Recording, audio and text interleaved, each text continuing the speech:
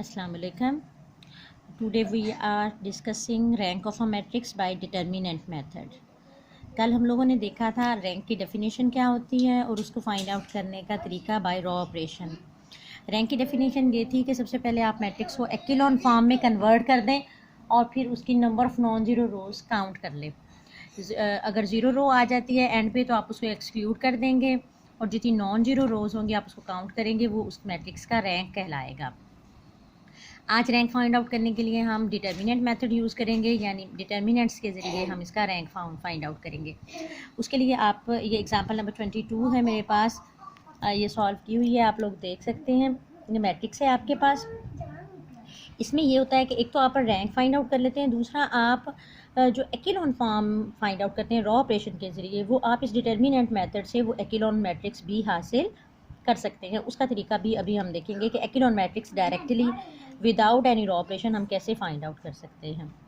तो सबसे पहले तो फार्मूला इसका ये है कि किसी भी मैट्रिक्स का रैंक इक्वल होता है 1 प्लस 1। आपने इसलिए प्लस कर दिया कि यहाँ पर हम इस रो पे डिटर्मिनेंट का फार्मूला लगाकर इसका एक रो और एक कॉलम कम कर देंगे, यानी ये 3/4 ऑर्डर का मैट्रिक्स है।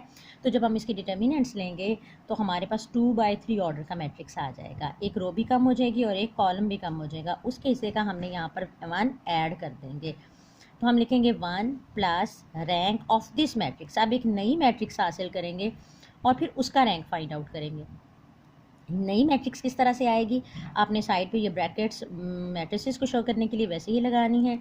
अब आपने जो डिटर्मिनेंट्स लेने हैं ये बहुत ही अहम और गौरतलब बात है कि कैसे लेने हैं। आपने ये पहले दो एलिमेंट ले लिए, कॉलम्स से -3 और 7। इस पहले कॉलम को आपने दूसरे कॉलम से अटैच किया, फिर तीसरे कॉलम से अटैच किया और फिर फोर्थ कॉलम से अटैच किया।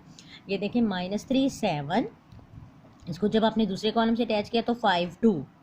फिर इसी -3 7 को आपने 1 0 से अटैच किया, -3 7 को 1 0 से। इसी तरीके से फिर इसी -3 7 को आपने 2 4 से अटैच किया। ये आपका पहला कॉलम कंप्लीट हो गया। नेक्स्ट आपने अब 7 वाली लाइन तो हो चुकी, अब आपने इसको एक्सक्लूड कर देना है। अब आपने पहली रो को थर्ड रो के साथ अटैच करना है। जब आप पहली रो को थर्ड रो के साथ अटैच करोगे तो क्या करोगे, -3 -8 आ जाएगा। पहले सारा काम -3 7 से हुआ था, अब सारा काम -3 -8 से होगा।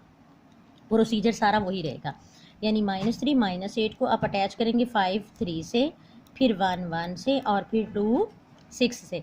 तो ये क्या हुआ, -3 8, इसको आपने अटैच किया 5 3 से, फिर 1 1 से और फिर 2 6 से। अब जब आपने इसके डिटर्मिनेंट को सॉल्व किया, ये देखिए जैसे -3 5 और 7 2 के डिटर्मिनेंट को सॉल्व किया तो आपके पास -3 × 2 -6 आ गया और माइनस फार्मूले का -7 × 5 35 और ये -41 आ गया। इस -41 को आपने इस डिटर्मिनेंट की जगह पे नोट डाउन कर दिया। इसी तरीके से आपने ये सारे डिटर्मिनेंट्स की वैल्यू फाइंड आउट कर ली। ठीक, अब आपके पास अगेन फिर इसका इसी तरीके से आप रैंक फाइंड आउट करेंगे। तो फिर वही फार्मूला है कि 1 plus rank of determinant matrix, तो जब वो 1 इस 1 में प्लस होगा तो वो 2 आ जाएगा। ये इसका फार्मूला इसी तरह से है, प्लस रैंक। अब फिर आपने क्या किया, -41 और 31 को -7 5 से अटैच किया और फिर -2 और 2 से अटैच किया। यहाँ पर क्या आपके पास 2/3 ऑर्डर की मैट्रिक्स थी, तो अब ये 1/2 ऑर्डर की मैट्रिक्स रह जाएगी।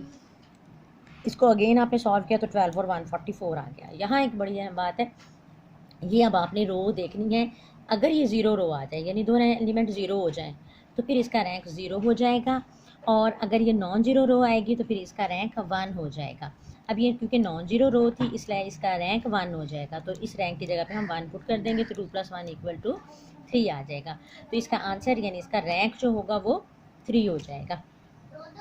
नाउ है आपके पास इसकी एक्किलॉन फॉर्म अगर आपने हासिल करनी है विदाउट रो ऑपरेशन, तो आप क्या करेंगे, सबसे पहले इसकी ये फर्स्ट रो लिखेंगे -3 5 1 2। ये देखें जी -3 5 1 2। सेकेंड रो कैसे बनेगी, जो सेकेंड स्टेप पे आप पे मैट्रिक्स हासिल हुई थी उसकी पहली रो -41 -7 और -2। तो अब इसकी एक एंट्री कम हो चुकी है, उस एक एंट्री को कवर करने के लिए आपने एक 0 लगा दी और बाकी ये लिख दिया। ठीक, फिर जो थर्ड स्टेप पे मैट्रिक्स हासिल हुई 12 और 144 और उसके लिए ये 2 ज़ीरोज़ आपने लगा दी ताकि ये एक्किलॉन फॉर्म आ जाए। कल भी हमने डिस्कस किया था कि एक्किलॉन फॉर्म में इस एलिमेंट का 1 होना ज़रूरी नहीं है, इसलिए ये रिक्वायर्ड एक्किलॉन फॉर्म आपके पास आ गई। तो इस तरह से आप डिटर्मिनेंट मेथड से एक्लोन फॉर्म भी हासिल कर सकते हैं और रैंक भी फाइंड आउट कर सकते हैं।